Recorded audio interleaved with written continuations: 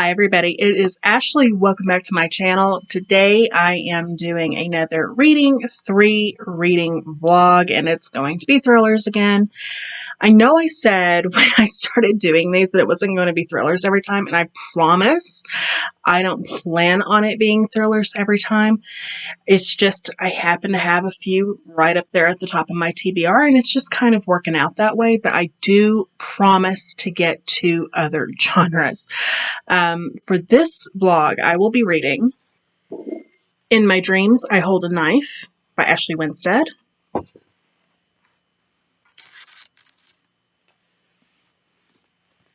The Couple Next Door by Shari Lapena.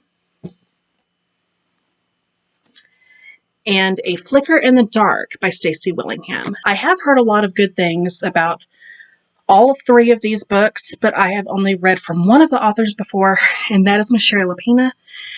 And you may or may not know, if you haven't been watching me for a while, that I have sort of a not a love-hate relationship with her books, but I haven't really found many that resonate with me just yet. I like her well enough, but she doesn't really stand out very often. So I have heard a lot of good things about this one, so I'm hoping this is the one that really grabs me, pulls me in, and gets me attached to her work. Hi everybody. So I am here to update on In My Dreams I Hold a Knife.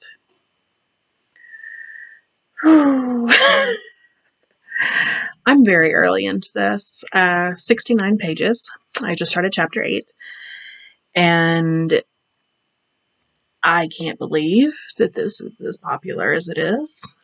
I'm going to be straight up honest. I don't like to hate on books. I do like to find things that I do like. I try to point out positives whenever I can. I will say that for this, the characters are probably the most interesting part. They are written realistically to the age group that they are in, and it does seem like there is some relatively decent development going on, so I'll give it that, but as of right now, that's the only thing I'm enjoying about this. So we are following a dual timeline, and our main character is Jessica Miller, and she has received a 10-year reunion invitation to her college, and she has gone back, and so it's like we're kind of going back to when she was in school versus now, and she is a horrible person. I don't necessarily have a problem with unlikable characters per se, but when it's the main character, it tends to grind my gears just a little bit more. And like in this particular situation, it's a matter of how unlikable she is. So you know how in some books or whatever, like a character will have like an unlikable trait, and it'll kind of get on your nerves a little bit, but it's like it's not their entire personality, so you can kind of overlook it. That is not the case with Jessica. She is horribly vile. She is conceited, and she just doesn't give a damn about anybody else around her, and that really irritates the crap out of me. She is striving to be perfect, which nobody is perfect. We all know this. I can kind of give her a little bit of leeway in the sections where she's in school because she's still a teenager. She's young, and you know, it's like a lot of teenagers are stuck up, so it's like I can kind of maybe excuse it there.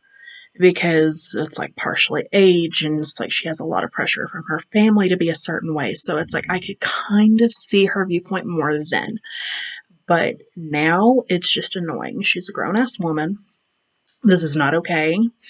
And just the way that it's being hammered down our throats. And again, this is only 69 pages in. And it's like where we've countless times now, countless. It's like her hair's perfectly blonde and she has the perfectly white teeth. And she's wearing the perfect outfit that makes her look amazing. And it's like she literally has these fantasy sequences of, I'm gonna walk in and everybody's gonna be like, oh, who's that girl? You were so perfect. Why didn't I pay more attention to you when you were younger? And like, it's to a ridiculous point. And the end of chapter 7, spoiler, I'm just gonna tell you guys right here now, this vlog will be full of spoilers, probably for all the books, but definitely for this one. She literally made a move on her best friend's fiance at their engagement party because you're supposed to love me. Now she tries to take it back and say she was drunk. Okay. But all of her behavior leading up to this is all about her and her strive to be perfect. And how people should be reacting to her, like in the college sequences.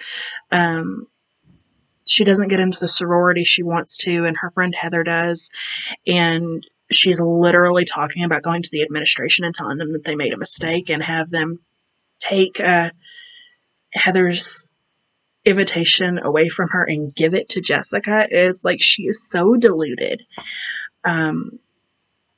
So as of right now, I don't see what the big deal is. We know that Heather died, and we know that there is a period of time where Jessica doesn't really remember stuff, so that's leading me to think that she might think she did something to her. I personally don't think so. I think that would be too obvious. She's an unlikable character. She's the main character. I just don't see that actually being the case. I think it's more like she was drunk and she did something stupid, but it's unrelated. Yeah, but as of right now, I don't see what the big deal about this is. I mean, the characters are well written, but the story itself feels weak, and I really wish that Jessica was just a side character and not the main character. Like, I can forgive this type of behavior more from somebody I don't see as much. So it's really kind of getting hard to get through this for me. I'm hoping that it picks up because everybody raves about it, but fingers crossed, we'll see. And I will get back to you guys here in a little bit. Hi, so I am now 158 pages into In My Dreams I Hold a Knife. And I'm not going to lie, this has put me into a major reading slump. It is taking me so long to read this. And if I wasn't reading it specifically for this vlog, I would have DNF'd it long ago. Long ago. I really don't understand what the hype is about this book. There are many things I don't enjoy about it. The cast of characters as a whole, they're well developed and they're well written, but every single one of them is so horrible. They are just horrible people. They are horrible friends. And it just genuinely gets on my nerves. Now, I understand that when you have a murder mystery and you don't know who is responsible, that it's inevitable to have some unlikable characters, whether it be because you want it to be a red herring so that you're surprised when the actual culprit is revealed, or so that it makes sense when the culprit is revealed because, that's the type of personality that they have or whatever. I don't mind there being some unlikable characters. I don't mind there being unlikable traits. It's the level that all of these people will go to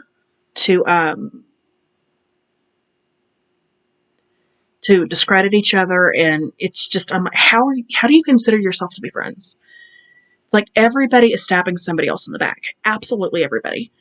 And I do kind of feel like Jessica's the worst one, but that may be because we're in her head. Like, we are following her. Although we did just recently have one chapter that followed another girl, Courtney. But that's the only chapter that's followed somebody that wasn't Jessica up until this point. So I can reserve judgment on that for now. So maybe it's because we're spending so much time with Jessica, and that's why I think she's worse than everybody else. But that doesn't excuse what everybody else has done. And I just cannot get on board with the stuff that these people are doing. But I am a very character-driven person. I really get attached to characters, and to me, it's like, yes, the plot line is important, and in thrillers, twists are important, as long as they're well done correctly. But to me, the characters are what really makes a story tick, and that's what really pulls me in. And so when the characters are so horrible, especially when you're trying to convince me that they're friends, and pretty much every single guy in this book was cheating on their partner, every single one of them. One thing I will say that I think might save this book for me, and it's a little early to say that, but I feel like the driving force as to who actually killed Heather is being pieced together really, really well, unless it ends up being something completely stupid. But as of right now, I kind of feel like this build is going to be satisfying, because it's really starting to feel like everybody contributed to it in some way, so they're all kind of responsible. And I do kind of like that aspect of it, because they are horrible people, so I'm hoping they all end up like in jail or something. Like, if they all like end up in jail because they all had something to do with this, then it might save it for me.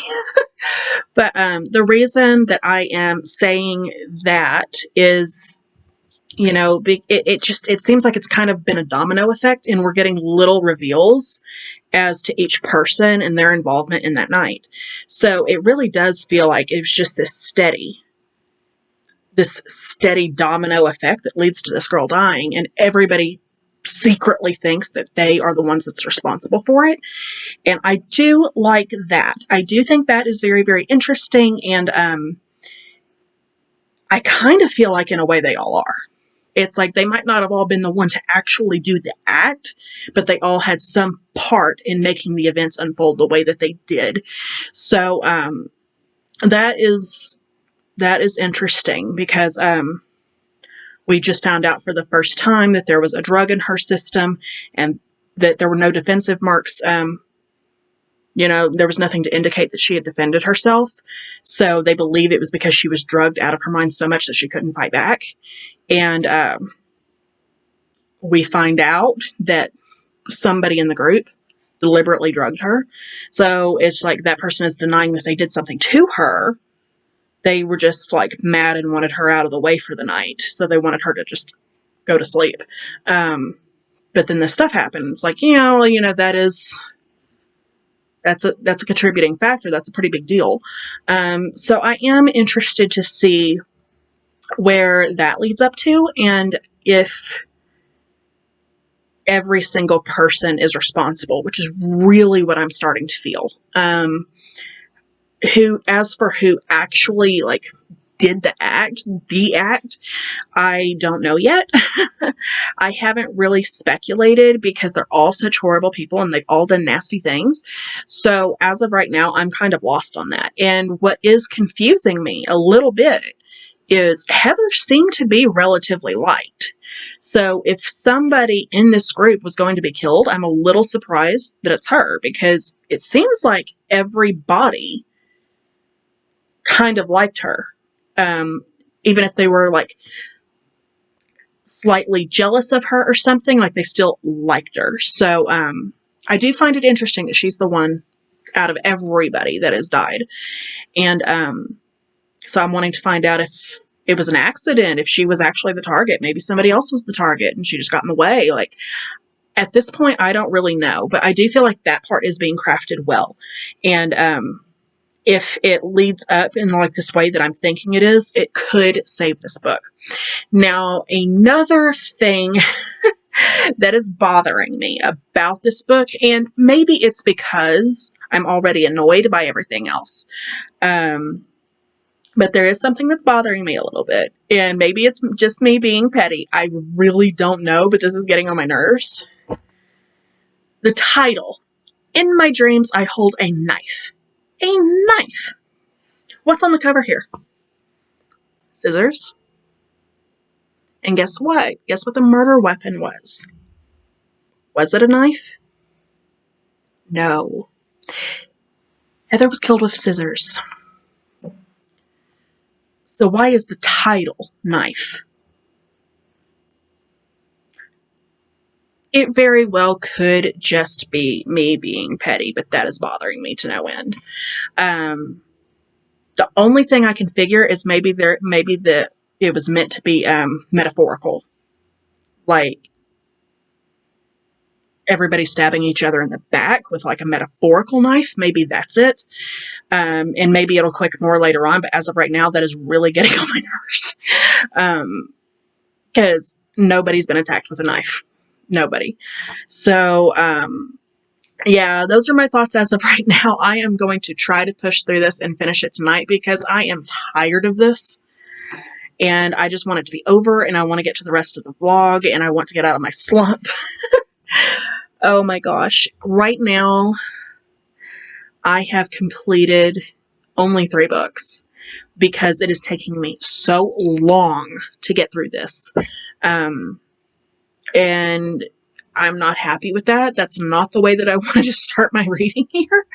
So, I really hope that the ending of this picks up, that there's a really good twist, and like I feel like that, I hope the payoff is worth everything else that I've sat through up until this point. And, I hope that the other 2 books that I read are much better. So stay tuned, and I will get back to you in a little bit. So I finished In My Dreams I Hold a Knife, and I didn't like it. There were things about it that were nice, but overall, I didn't like this. I didn't understand the hype. I've already mentioned earlier that I had some issues with characters just being really, really horrible people, and that continued to prove to be true, particularly Jessica. The prediction that I had of everybody somehow being responsible for Heather's death wasn't quite what I thought. Like, there were decisions that a few people made that had they not made, the outcome probably would have been different, but not really, because there would have been a death that night anyway. So that wasn't quite what I expected it to be. I was not actually disappointed by the villain choice. I did start to have some sympathy for Jessica towards the end. Oh my god, this is so crazy. Because we found out that one of the secrets that she had about that night was she had basically been assaulted by a professor in exchange for a recommendation letter. And it's like the letter didn't even end up benefiting her. It did nothing. So it's like this guy basically R'd her. And it's like she went to a friend about it, and they ended up like destroying some personal property of this professor and stuff that same night. And that was what like the blackout periods in Jessica's memory were about, was she knew that she had done something that night, but she didn't know what it was, and she was afraid that she had done something to Heather. And so while I did not like her character as a whole, I was sympathetic for her in that situation because she was in pain. She was like, I went through this for nothing. And then she spent 10 years thinking that she killed her friend when she hadn't. So I'm like, I kind of started to feel for her in there. I'm like, okay, yeah, she did bad things, but she was used here, and no matter who the person is or what the situation is, that's not okay. So I was starting to understand her more. And then it was ripped apart in the last 2 pages. Oh, why do authors do this to me? Why do authors do this to me? It's like, I was enjoying the ending. I was feeling that the main character had been redeemed. I was enjoying it more. And then, bam, we get hit with a revelation.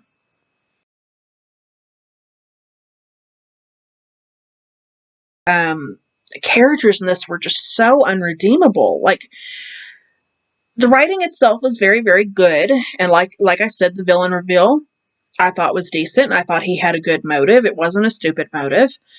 And I liked the character redemption of Jessica. I did feel like it picked up a whole lot at the end. And then those last 2 pages when we get that revelation. Hello, bookworms. Do you like a steamy read? If so, then I have a treat for you. Do you like beasts, magical kingdoms, and witches? If so, then I have a treat for you. Dawn to Dusk by Kat Bethel will be launching on Amazon and Kindle Unlimited on February 10th. This is a story of a Mesre who is stuck in a world that for hundreds of years has raged between the faction of beasts and the Council of Mages. Once the most lethal and valuable asset under the Council's banner, and Mesre has decided that she will no longer be fighting for a cause that she does not believe in, and wanted for treason, she flees to the faction and is now protecting the beast that she had previously terrorized. This is a fun, descriptive, immersive, steamy, wild ride that I could not put down. And it's written by my baby sister, but I promise I'm not at all biased. We hope that you will join us for Dawn to Dusk, which is now available for pre-order on Kindle Unlimited. I will have all of the links in the description down below for you, and hopefully you will join us on this journey. Hi guys, so I am reading The Couple Next Door right now, and this has me so sucked in. I'm enjoying it so much. I just realized that I had read 100 pages straight through, and I haven't stopped to update because I was so sucked into this. So I'm afraid I'm going to read it all the way through without updating you guys, so I'm going to stop now. So in this, we are following Anne and Marco, and they have a new baby girl, Cora, who is a little bit of a fussy baby. And one night they end up going to a dinner party for their neighbor's birthday next door, and they leave the baby home by herself. And when they come home, she is gone. On the surface, this seems like they seem like horrible, horrible people just from that description, but it's like getting to know the characters and like, you know, being with them, like it's such an interesting concept because they love their daughter. They're not like neglectful in the sense that you would expect from something like this happening, because something that you should know about this particular situation is they're in row houses, so it's like the houses are all connected. They're with the neighbor directly on the other side of them, so they share a wall. And they took the baby monitor with them. They plugged it in, and so it's like it kind of feels like they're in the same house almost. They have the baby monitor with them. They're right there. They share a wall. They can hear if she cries, you know. So it's not as bad as it kind of sounds like, in my opinion. And they also check on her every half hour during the party. So it's not like the baby's just left all alone and she's forgotten about. It was just more like their first time parents and they made a mistake, a very, very colossal mistake, but they made a mistake. And I am actually really, really enjoying the character development so far. Anne, the mother, is so devastated, and she is kind of blaming her husband because she didn't want to go to this party. She had a babysitter lined up, and they canceled like an hour before the party, and she was like, well, I'll just stay home with her then. And her husband apparently put up a fight. Just like, no, it would be rude. We already said we were going. They have food for us. And he talked her into going. So now she is blaming him. She's like, this wouldn't have happened if I was at home. So I really, really feel for her because she is experiencing postpartum depression, and she's got a lot of speculation on her for that. It's like she's kind of being looked at in a way that like she's a villain because she has postpartum depression and now her baby is magically missing. People think it's a little convenient, and she is really, really being villainized. I feel for her so bad. I really don't think she had anything to do with this. I really don't. I would be surprised because she was so devastated. She didn't want to leave the baby in the first place. She has been a mess since she went missing. She hasn't slept at all. And I would just be very, very surprised. If she has something to do with this, then she's a very good actress. A very good actress. The dad, I'm kind of split on him right now because, while I don't get the impression that he hates his daughter or he wants her to go away or anything, and he does seem devastated by her loss. He definitely seems to be. But he's also done some things that I consider a little bit shady and kind of make me wonder, did he orchestrate this? Like, he was the last one that supposedly checked on the baby, which was at 12:30 in the morning. And he says that he went there and she was fine. And then he claims that he was out in the backyard smoking a cigarette with the neighbor for the next 15 minutes after he returned, which would put the time up at like 12:45. And yet the police say that they believe that the baby was taken out the back because there's tire tracks in the garage that don't belong to the family. It's not from their car. And the light bulb and the motion detector on the back door was loosened so that the light wouldn't come on. And plus they think if he really checked on the baby at 12:30 and he was outside for 15 minutes like he said he was, that he would have seen something. I am kind of mixed on this. I keep going back and forth. I don't know. On the one hand, it does seem to make sense that his story doesn't really line up in that regard. It's like maybe he has the timing wrong because he admits that he was drinking pretty heavily. So maybe he was wrong about how much time he was outside. That's possible. It's very possible. But he claims he was outside for 15 minutes. And there was also a neighbor on the opposite side that said she saw a car driving down the road at 12:35, 5 minutes after he supposedly checked on the baby,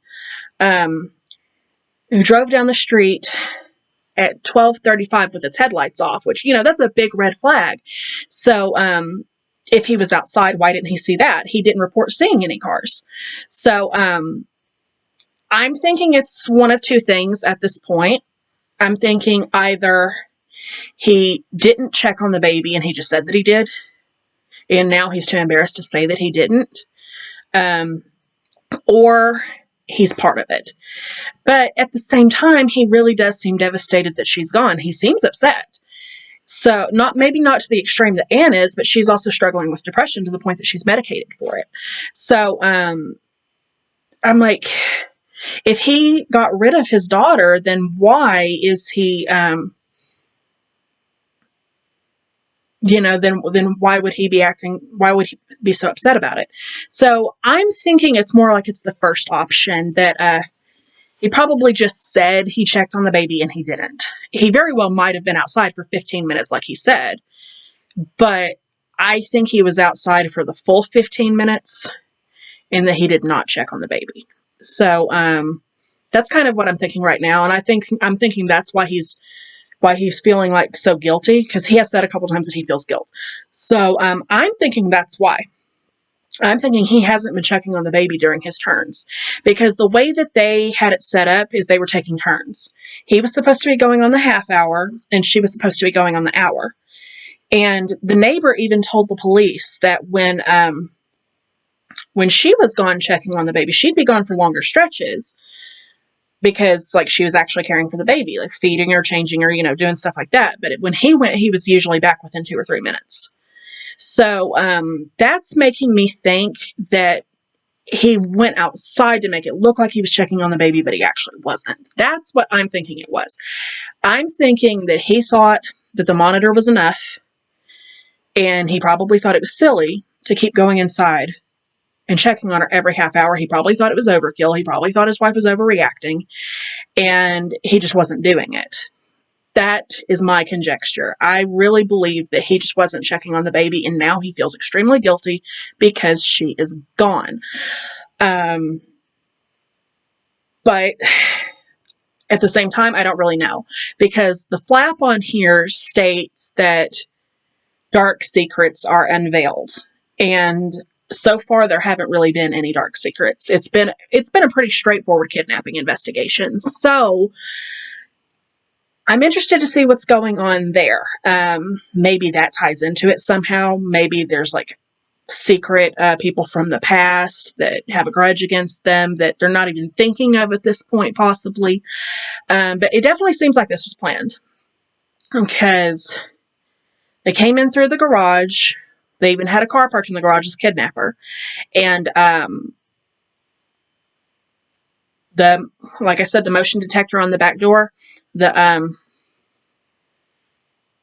bulb was loosened. And but the weird thing about it is, though, when Anne and Marco came home from the party, the front door was open. But the police believe that the baby was taken out the back. All of the evidence seems to point towards the baby being taken out the back. Plus, absolutely no neighbors reported seeing anything unusual at all in the front.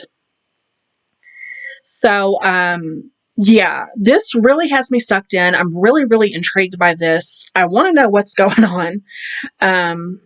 Because everybody's in agreement, no matter what side they're on. This baby is only 6 months old. She didn't get up and wander away like toddlers do. Like sometimes toddlers will get up and they'll wander off on their own. This baby does not have the ability to do that. She's too young. So they're like, she didn't fly away. Somebody took her.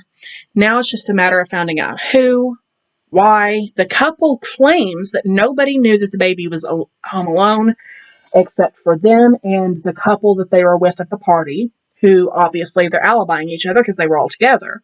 So they claim that nobody else knew the baby was alone. And they couldn't account for the babysitter canceling last minute. That's the whole reason she was alone, is the babysitter canceled last minute. And they couldn't have predicted that in advance. So it's like, this seems too well planned to be a crime of opportunity. But at the same time, all the evidence seems to point towards it being planned. So it's really, really weird. I'm interested to see how this all came about and who's in on it. Because I have a feeling that if it is one of the parents, which at this point I really don't think so, there was somebody on the outside. They had to have an accomplice. There's no way they could have done this on their own, because the alibis are just too tight.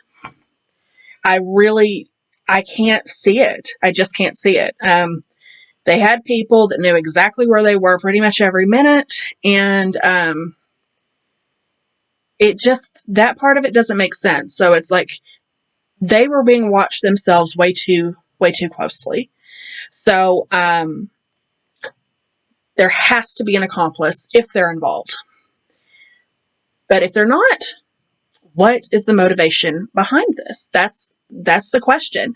So I'm really, really intrigued to keep on going. I'm probably going to finish this because, like I said, I was just reading it, and before I knew it, I was more than 100 pages in, and I was like, oh, I haven't stopped since I picked it up, and I haven't updated. So, you very well might not see me again until this is done, but I'm so excited to read the rest of it. So I finished The Couple Next Door.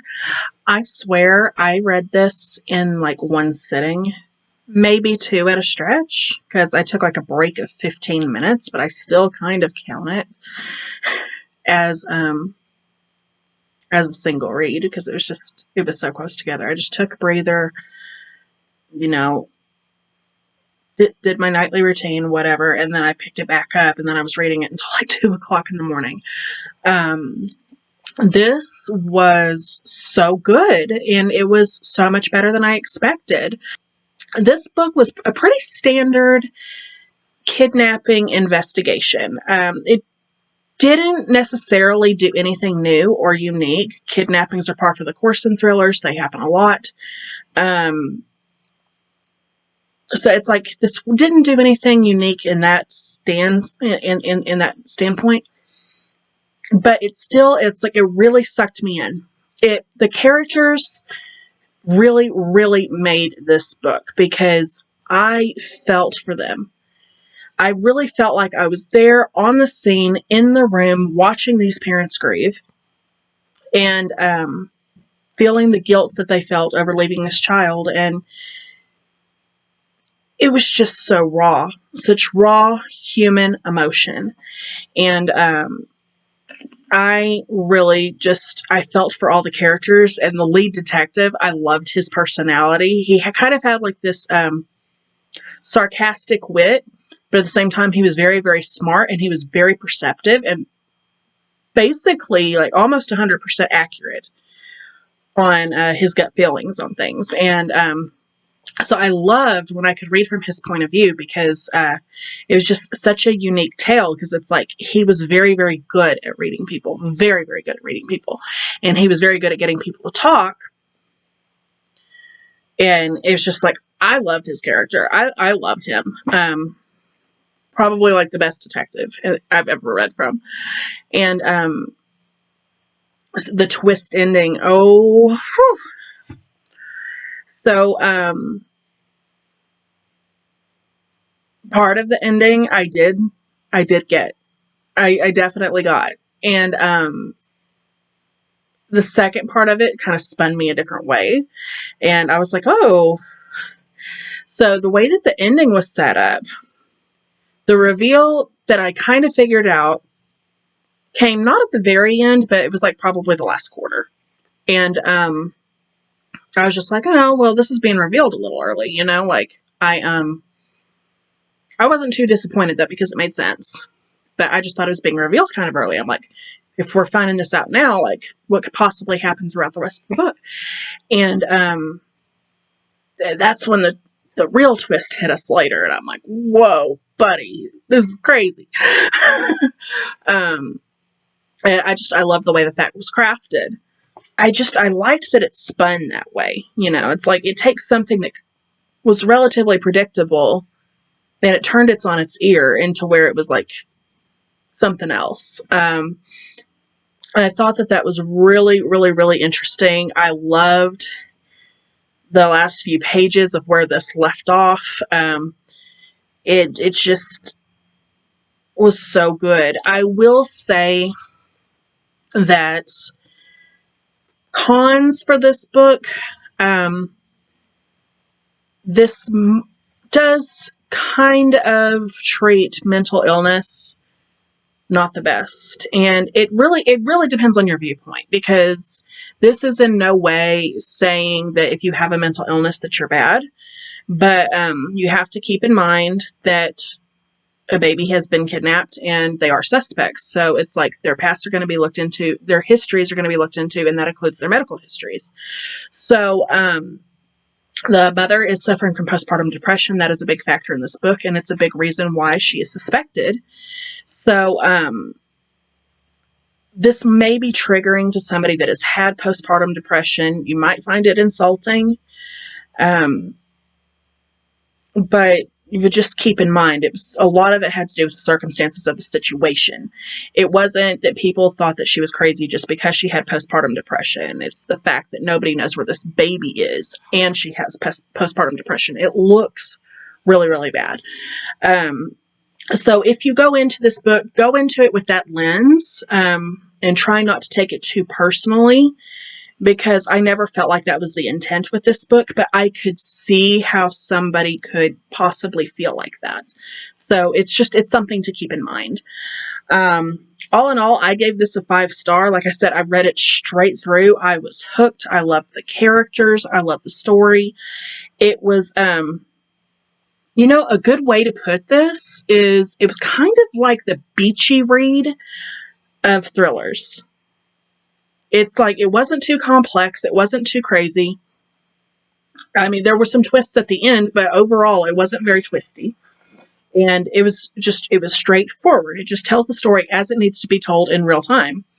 And so it's like, it kind of reminded me more of a beachy read, but it was definitely a thriller. So kind of lightweight, airy, easy, very, very easy to get through. So good. Now I'm going to be jumping into A Flicker in the Dark, and I am very excited for this one because it is greatly reminding me of a book from Nora Roberts that I read a while back called The Obsession, and it seems like it has a similar plot, and I remember I really, really liked that book, so I want to see, like, if there are any similarities, any differences, like, I just want to see how this book does it, because it has almost an identical premise. So I just want to get into that and see what happens, and I will check in with you in a little bit. So I am 145 pages into A Flicker in the Dark, and this is another one that I'm really, really enjoying. We are following Chloe 20 years after her father confessed to killing 6 girls when she was 12 years old. They disappeared over a period of about 3 months, and Chloe has had a hard time coping with this. She's been villainized by the press. Her and her family were attacked in the aftermath after he went to prison for a long time. Her mother attempted suicide, and now she's like incapable of movement. She's incapable of speech. So Chloe and her brother basically raised themselves, and now she is a psychologist.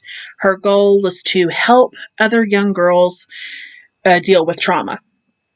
And now we are 20 years after the fact, coming up on the anniversary, and killings have started again. At this point in the book, there have been 2, one of which was a patient of Lacey's.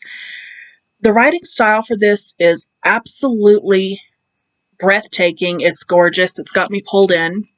I'm very, very intrigued by the story itself, and I feel a lot for Chloe's character. She's extremely flawed. She's making a lot of mistakes, doing things that she shouldn't be doing, but you can also tell she's in extreme emotional pain, and she never really dealt with her past. She's just kind of pushed it on the back burner and forgotten about it, and now she can't. She's being forced to deal with it. So I really feel for her character a lot. I just want to give her a big old hug. And at this point, like, I'm flying right on through this. I'm enjoying it so much. I have speculations about what is going on here. It definitely seems like somebody is trying to involve her. Like, the last girl was one of her patients. She was also part of the search party for the first girl. So it definitely seems like she's involved in this, whether she wants to be or not. And she's seeing a lot of similarities to her father's case. And it's really messing with her emotionally. I have a few different theories, but I feel like it's really too early to say for sure. There's 3 possible suspects in my mind. One is there is this annoying reporter named Aaron Jason who is basically forcing her to talk to him and deal with him. Because she said no like a bunch of times, and then he started bothering her mother at the assisted living home, and then she agreed to see him, and he's being all smug and everything about it, and he keeps talking about how he thinks that what's going on now is the copycat because it's coming up on the 20-year and there's too many similarities, things that even the police haven't mentioned. It's kind of like he rubs me the wrong way. I wouldn't be surprised if he was doing this because he's so obsessed with the story that he's doing this to bring attention back to it. I would not be surprised because this guy is acting shady AF. Seriously. And the other possibilities at this point, which I hope I'm wrong about, but I can see possibly, we have Chloe's brother Coop, who is kind of a little bit of a nomad. He never settles down in any one place. He's kind of hard to get a hold of. She has implied that he bounces around, that he doesn't have a regular phone number, so it's like he's elusive. But he has a tendency to just pop up too, so he's not too far. So that kind of makes me think it's him because he's not so far away that he's out of the realm of the possibility. But and I'm wondering too, it's like he never dealt with his trauma either, so maybe he's following in Daddy's footsteps. I hope I'm wrong. I've only seen a couple of scenes with Coop, so this isn't a very strong theory, but it would be something. And then one that I'm kind of leaning towards at this point is Chloe's fiance Daniel, because he kind of came from a similar past as her, except his sister went missing, and she was around the same age as those missing girls. It's been made very clear that she was not one of the girls. But I kind of just get the feeling that might be why he's with her in the first place, is to try to get inside the mind of somebody that would do something like that. So it's like he's trying to see if she knows how her father thinks or something. And Coop even alluded to that himself earlier on in the book. He said something along the lines of, he's not with you for the right reasons. He doesn't actually know you. So I kind of feel like there's a little bit of foreshadowing there, that some subtle clues that it could possibly be him. And even if he's not responsible for these girls, I still think that his sister going missing at 13 is a big reason why he's with Chloe. I still think it's his motivation for the relationship, even if he's not involved with the current missing girls. But as of right now, those are my theories. I can't wait to get right back into this and see how right or wrong I am. So I finished A Flicker in the Dark.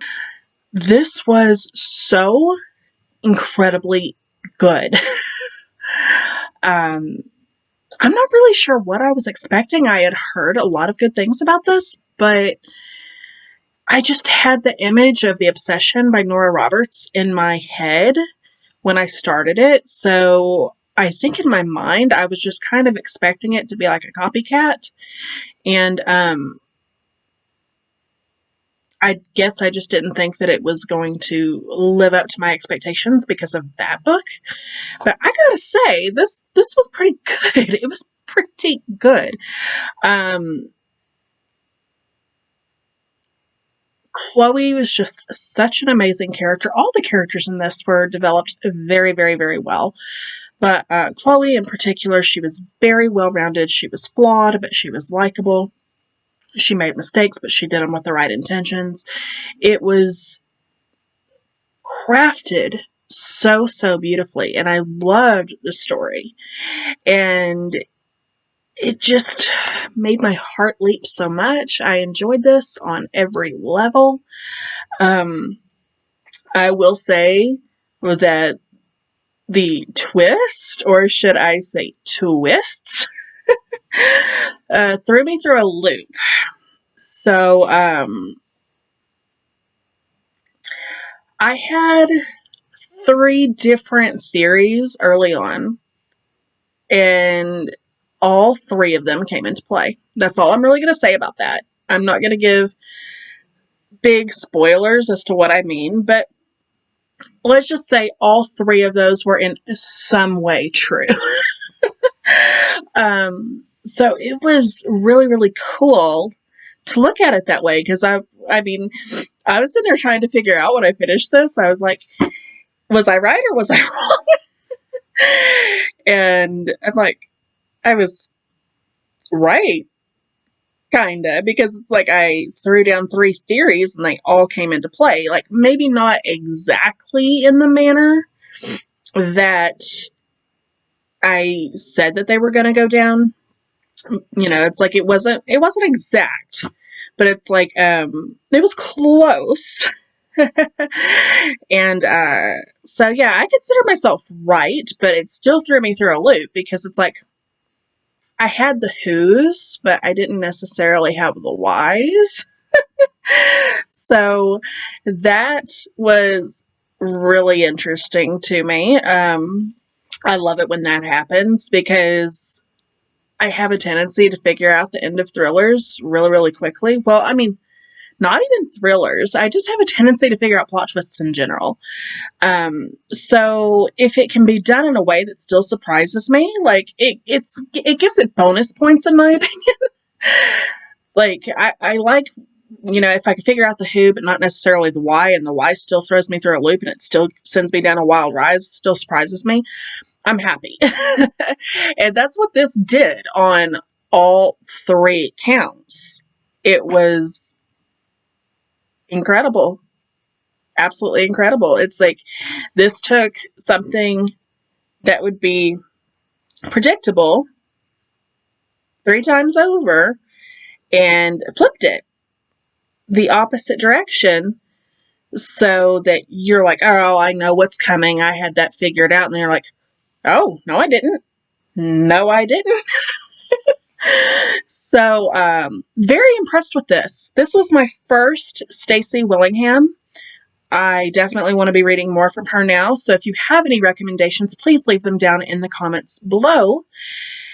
And I just don't know what to say. I'm glad this vlog turned out so well, because I was very worried after In My Dreams I Hold a Knife, and disliking that so much, taking so long to get through it.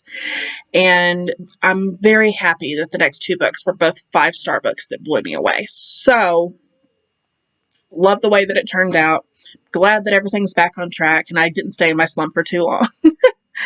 But that is all that I have for you guys today. If you like this video, please make sure to subscribe, like, comment, follow me on the social medias, click that bell if you want to be notified of all of my upcoming videos, and I will see you guys next time. Bye.